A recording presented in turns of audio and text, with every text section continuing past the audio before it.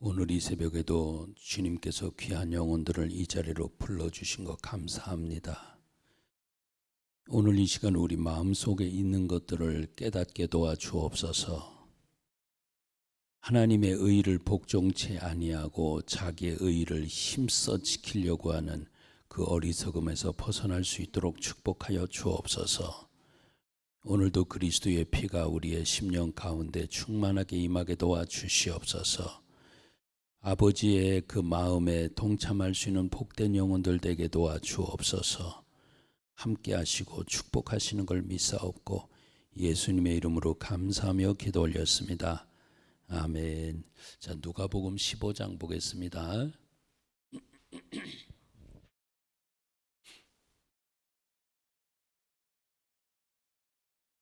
누가복음 15장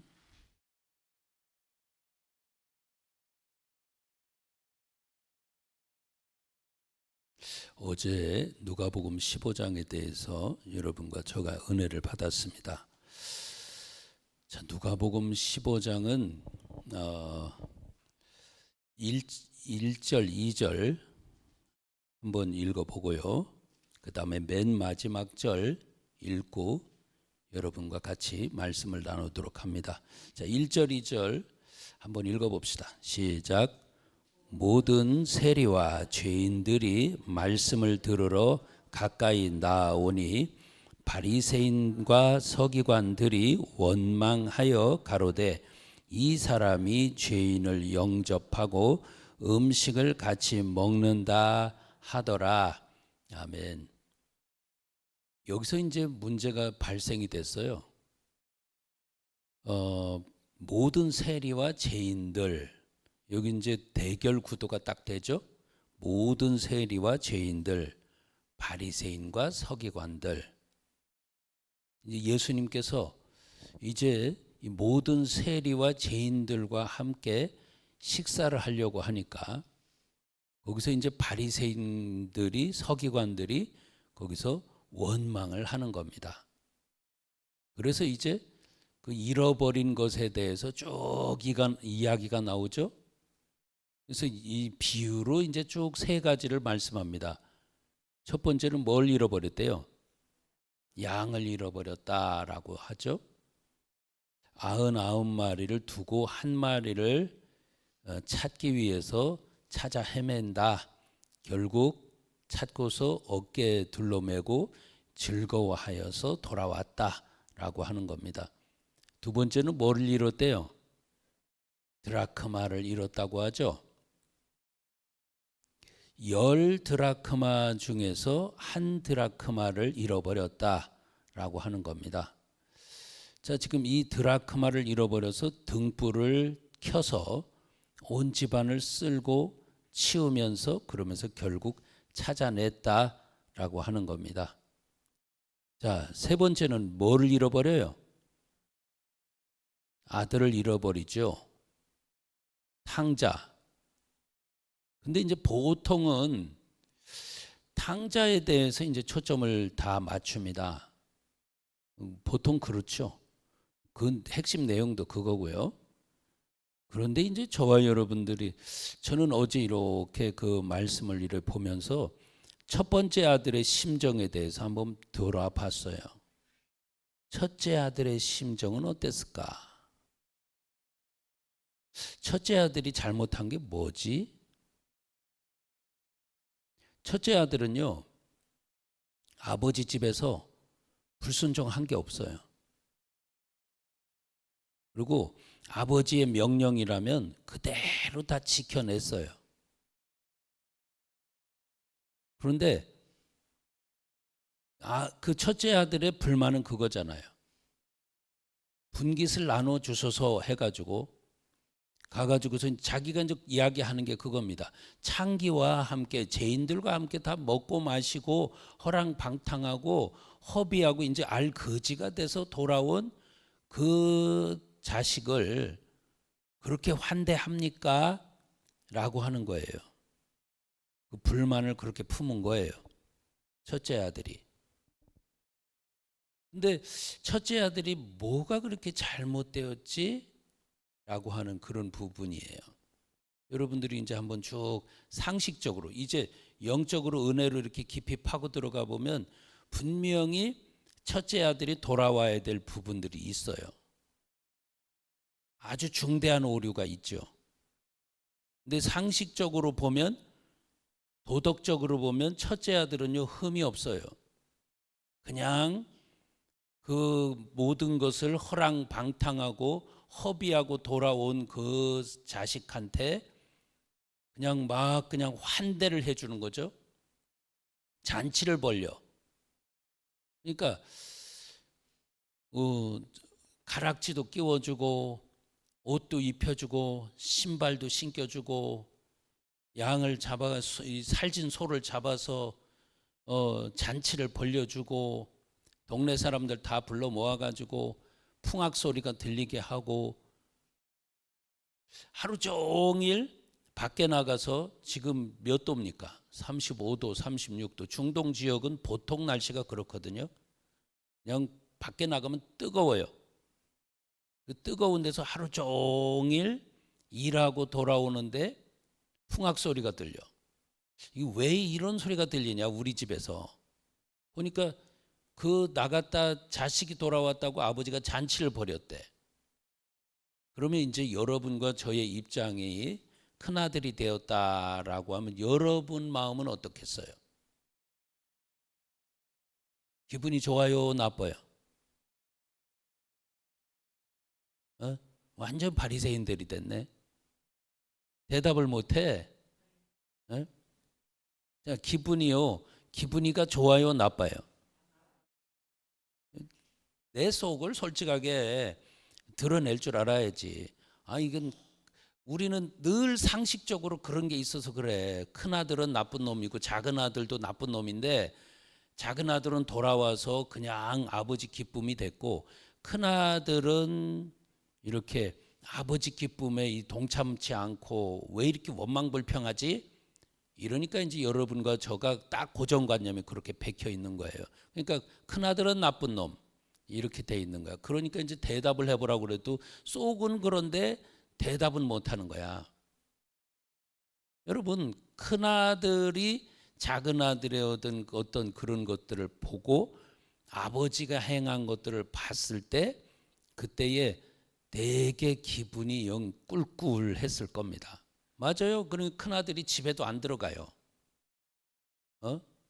그래서 이제 아버지가 집 바깥까지 큰아들을 데리러 왔어요. 자, 이제 그 아버지가 하는 이야기들을 이렇게 쭉 들어보면서 자, 여러분 내 것이 다 네 것인데 라고 하는 것. 왜 내 것이 다 네 것이라고 그래요?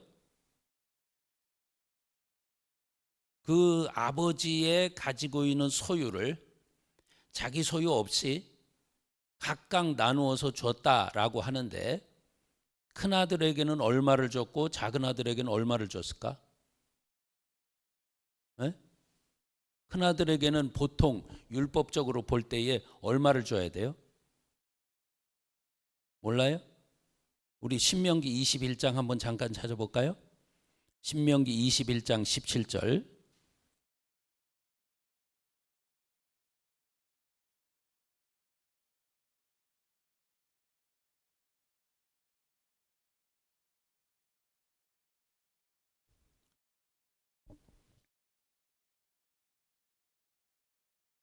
읽어봅니다. 신명기 21장 17절 시작. 반드시 그 미움을 받는 자의 아들을 장자로 인정하여 자기의 소유에서 그에게 두 몫을 줄 것이니 그는 자기의 기력의 시작이라. 장자의 권리가 그에게 있음이니라. 아멘. 그러니까 장자에게는 자기의 소유가 있다. 장자에게는 몇 배? 2배예요. 2배. 그리고 이제 나머지 자식들에게는 쭉 나눠줘. 자, 지금 여러분, 그러니까 지금 두 아들이 있어. 장자에게 몇 배? 2배가 돌아갔어. 그러니까 3분의 2의 재산이 장자의 소유가 됐다. 그 소리죠. 그러면 차자인 그 탕자, 그 자식에게는 3분의 1이 갔다 그 소리죠. 3분의 1. 그러니까 3분의 1을 갖다가 허비하고 돌아온 겁니다. 근데 이제 여전히 3분의 2는 이미 큰아들에게 몫으로 나누어 줬어요. 그런데 큰아들이 이제 그때부터 이제 마음속에서 저거는 나쁜 놈인데 왜 이렇게 아버지가 그렇게 저에게는 환대를 하고, 근데 자기 불평이 있죠. 아버지는 내가 이렇게 아버지가 명령한 것을 그대로 받들어 가지고 순종, 복종을 다 했는데 어떻게 나에게는 내 친구들과 함께 즐기라고 염소 새끼라도 한 마리 안 잡아줬습니까? 이게 이제 자기의 원망 불평이었어요.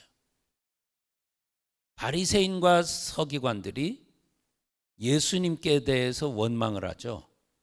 왜 어떻게 죄인하고 세리하고 어떻게 같이 앉아서 식사를 합니까? 그러면서 이제 원망을 하는 거예요.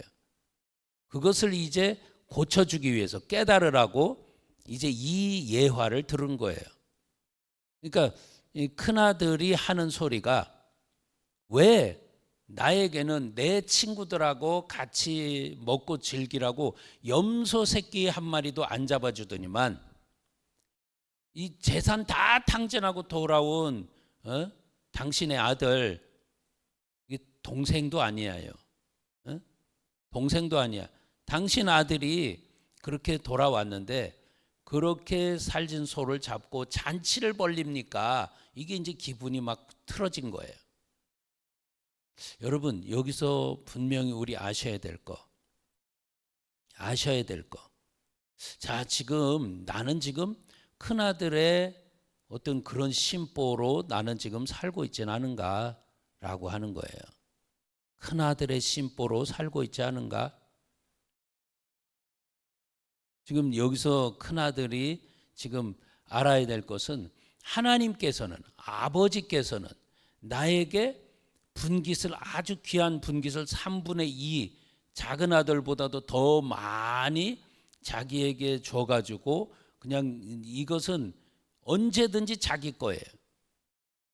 자기 것에 대한 어떤 감사를 모르고, 그러니까 나는 그냥 종놈이다라고 하는, 그냥 아버지가 명령하면 거기에 복종하는, 이거는 아버지와 아들 관계가 아니고, 아버지와 아들 관계가 아니고, 근데 놀랍게도 그 아버지는 둘째 아들이 나가서 탕진하고 돌아와서 알거지가 되어서 돌아왔을 때에도 내 아들이라고 아들 대우를 하죠.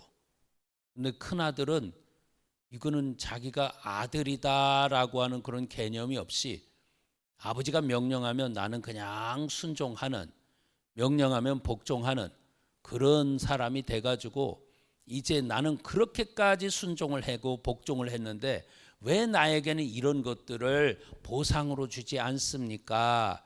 라고 하는 그런 부분들이에요. 제가 인간적으로 이렇게 볼 때 큰아들이 뭐가 그렇게 잘못됐지? 이렇게 보면서 하나님의 말씀의 은혜 가운데로, 이 말씀 복음 가운데로 이렇게 들어가 보면, 예수님의 시각에서 이렇게 보면 정말로 큰아들이 이런 부분에서 착각을 하고 미스를 해서 자기 복을 복으로 누리지 못하는구나 라고 하는 이런 부분이에요. 그냥 도덕적 개념으로 보면 큰아들은 그렇게 큰 잘못한 게 없어요. 속이 뒤집어진 것 뿐이에요. 아버지 재산을 그렇게 탕진했는데, 근데 왜 아버지는 그것에 대해서는 뭐라고 하지 않고 왜 나한테는 차별 대우하는 것처럼 느껴지지? 이것도 이제 큰아들의 느낌이에요. 근데 이런 느낌들이 우리 모든 사람들에게는 대체적으로 다 있다는 사실이에요. 제 속에도 있고 여러분 속에도 있어요. 예수님의 말씀이 틀릴까요? 맞아요. 맞는데도 불구하고 이상하게, 제가 아직 큰아들 심보였는지는 몰라도 이상하게 큰아들이 뭐가 그렇게 잘못했지? 따지고 보면 큰아들이 뭐가 잘못했어? 근데 또 이제 뒤집어 놓고 보면 내가 왜 큰아들의 마음 쪽으로 가서 큰아들을 이해하려고 하지? 분명한 예수님과 이 복음의 의도는 반드시 있는데 왜 나는 큰아들 쪽에 가서 어떤 그들을 불쌍하게 여기는 그런 마음이 내 속에 있지라고 하는 거. 자, 여러분과 저가 이제 성경 해석도 마찬가지예요. 예수님의 입장, 하나님의 입장, 그분의 입장으로 가지 않고 어떤 내 형편, 내 사정, 그러면서 그 시각으로 성경을 볼 때에 억울한 자, 눌린 자, 가난한 자, 소외된 자, 전부 다 거기에 초점이 가고 아버지의 의도에는 관계가 없다면 그 다음부터는 이제 성경에서 억울한 것 천지가 나오고 성경 해석도 그렇게 되어져 가는 거예요. 뭔가 문제가 있죠. 그러니까 지금 이렇게 볼 때에 이삭과 이스마엘의 관계에서도 이스마엘은 억울한 거 아니야?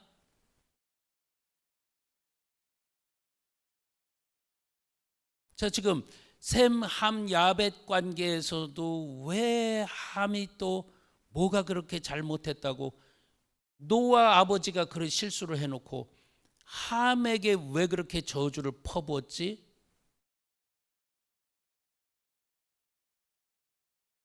지금 이런 것들이에요.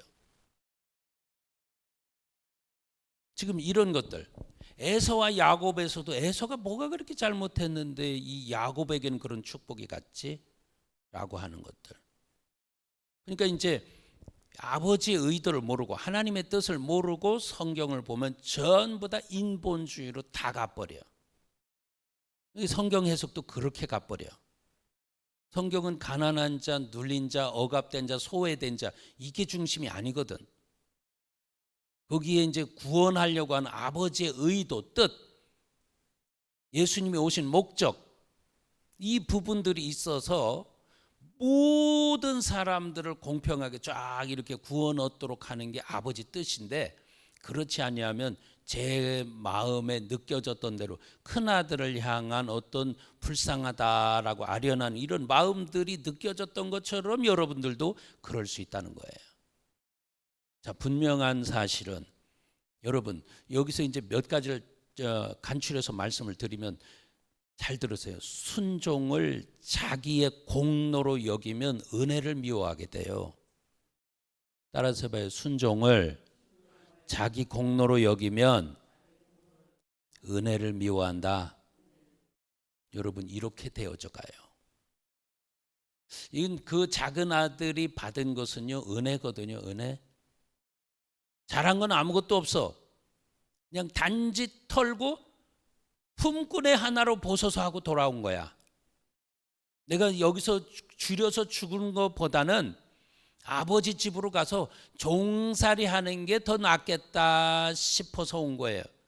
그런데 아버지는 그를 돌아온 자식으로 받아들이고 야 너는 정말 나와 함께 즐기자 이렇게 된 거예요. 이게 은혜거든요. 오늘 여러분과 저에게도 하나님의 은혜가 가득 부어진 걸 믿습니다.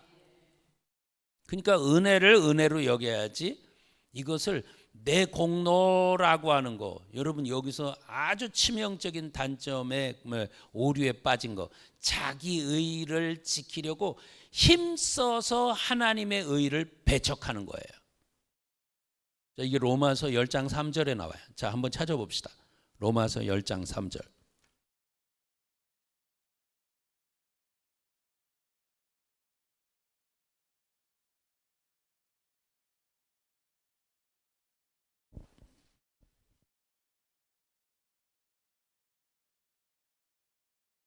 자, 읽어봅니다. 10장 3절 시작. 하나님의 의를 모르고 자기 의를 세우려고 힘써 하나님의 의를 복종치 아니하였느니라. 4절 그리스도는 모든 믿는 자에게 의를 이루기 위하여 율법의 마침이 되시느니라. 아멘. 율법으로 죄를 알게 됐고요. 그 죄를 알게 되는데 그 죄의 싹은 사망이에요. 자, 지금 이 율법 없으면 죄도 모르는 거예요. 근데 율법의 마침은 전부 다 어디, 율법은 모든 것의 종결로 가는데 율법의 마침표를 딱 찍는 게 바로 누구냐? 그리스도라는 거예요. 그러니까 모든 율법은 뭐를 향해서 가야 되냐? 그리스도라는 거예요. 이게 다시 얘기하면 무슨 소리냐면 모든 율법들은 내 속에 있는 죄를 드러내줘요. 죄가 드러나면 이제 그 다음에, 죄가 드러난 다음에는 이제 전부 다 그리스도에게로 다 가도록 돼 있어요. 그 피로 구속 죄사함 받았다라고 이야기를 하잖아요. 그러니까 모든 율법은 나로 하여금 죄인이다라는 거 가르쳐주고, 그러니까 나는 죄인입니다 하고 하나님 앞에 나가서 자백할 때 그리스도의 피가 쏟아져서 우리의 모든 죄를 씻어주는 거 믿습니까? 이 그리스도 피가 우리 죄도 씻어주고 죽었던 내 영도 살리고 지옥 갈 자를 천국 갈 자로 바꾸고 하는 게 어마어마한 그리스도의 피의 권세가 있다는 거 깨달으시기 바랍니다. 이번에 전길자 전사님도 이 그리스도의 피가 그에게 쏟아질 때에 놀랍게도 완전히 거의 시체 같은 분이 그냥 숨만 쉬고 있었을 뿐인데 놀랍게도 인식이 돌아오고 그러면서 눈이 똑바로 박히고 바로 몇 시간 후에 돌아가실 분인데도 이분은 지금 금방 안 돌아가셔. 이 정도로 눈이 반짝반짝 빛이 나. 그러면서 사람을 몰라보고 인사불성이던 분이 사람을 알아볼 정도가 돼. 그러면서 똑바로 사람을 이해를 하고 대화를 하고 어떻게 오셨냐고 하고 감사하다고 하고 막 그런 사람으로 바뀌었죠. 그게 바로 몇 번 상관해요. 어떤 게 그럴까요? 그리스도의 피의 권세는 이래요. 여러분, 그러니까 이것은 내 상상 속에 있는 것이 아니고 실제 한다 그 말입니다. 우리 눈앞에서 그대로 보여졌으니까. 여러분, 그러니까 모든 율법들이 나로 하여금 죄를 깨닫게 하고 내가 죄인이구나 하는 것을 알았으면 이제 율법에 마치는 데까지 마침표 딱 찍는 데가 바로 뭐냐? 그리스도라는 거예요. 그러니까 모든 율법은 죄를 깨닫게 해서 그리스도 앞으로 오도록 만든다는 거예요. 그래서 지금 바리새인이나 세리도 마찬가지예요.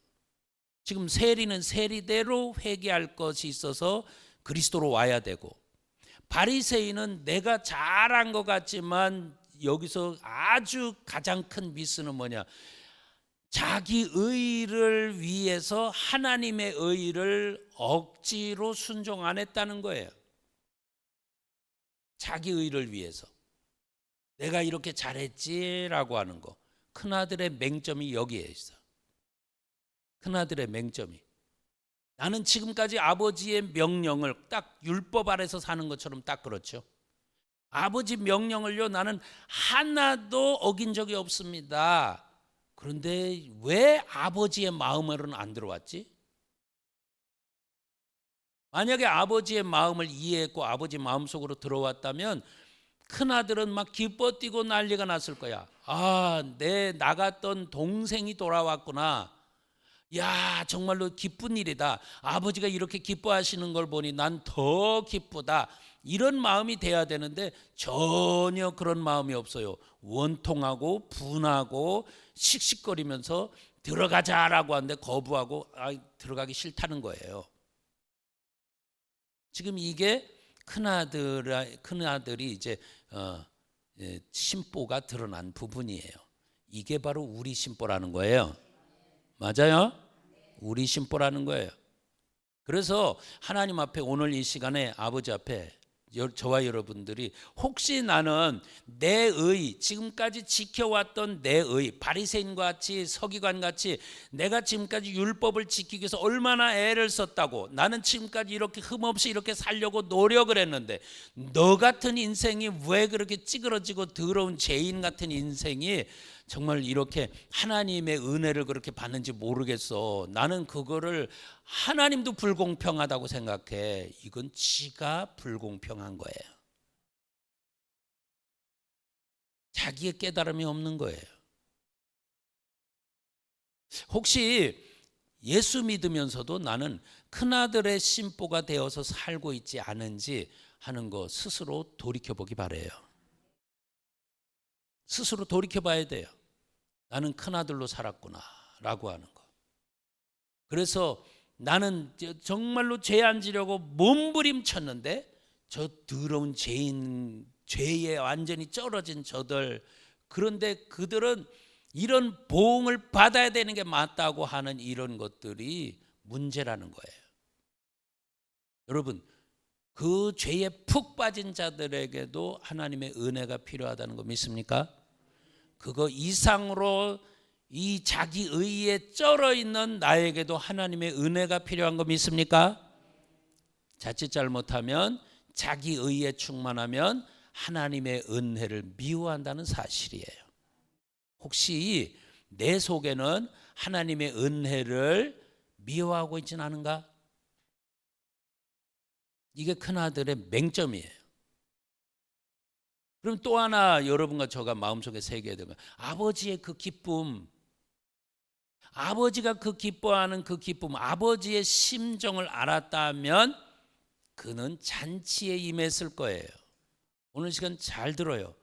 내 삶이, 내 마음이 지금 잔치가 일어나지 않는 이유가 뭘까라고 하는 거예요. 여러분이 지금 하늘에서 주신 양식으로, 음료로 먹고 마시면서, 그러면서 지금 돌아온 영혼들에 대한 기쁨으로 내 속에 가득 찼다면 좀 아버지의 잔치에 참여한 거예요. 그런데 지금 내 속이 아직 기쁘지 않고 뭔가 뜰뜨럼하고 항상 뭐든지 내 속에서 원망 불평이 기본적으로 장전되어 있는 총알처럼 항상 누군가를 향해 쏘려고 하는 그런 마음들이 이 속에 있다면 나는 아버지의 마음을 이해하지 못한 자예요. 오늘 이 새벽에 주님, 나는 아버지의 마음을 얼마나 이해하고 있습니까? 라고 하는 거 돌아보면서, 혹시 주님, 나는 내 의로 인해 가지고 은혜를 미워하고 있지는 않습니까? 라고 하는 그런 마음으로 하나님 앞에, 정말 이 둘째 아들은 돌아왔지만 첫째 아들은 거부하면서 아직도 돌아오지 않는 그 마음. 근데 우리 31절인가요? 마지막 절이 누가복음 15장 다시 한번 읽고 마치겠습니다.